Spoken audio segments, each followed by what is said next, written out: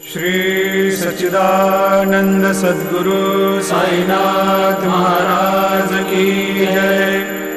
जोडोनिया कर चरणी ठेविला माथा, परिसावे विनंती माझी पंढरीनाथा।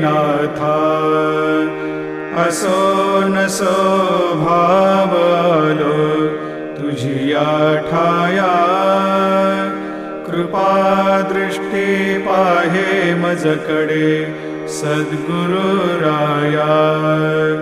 अखंडित सावे ऐसे वाटते पायी, सांडोनी संकोच ठाव थोडासा देई।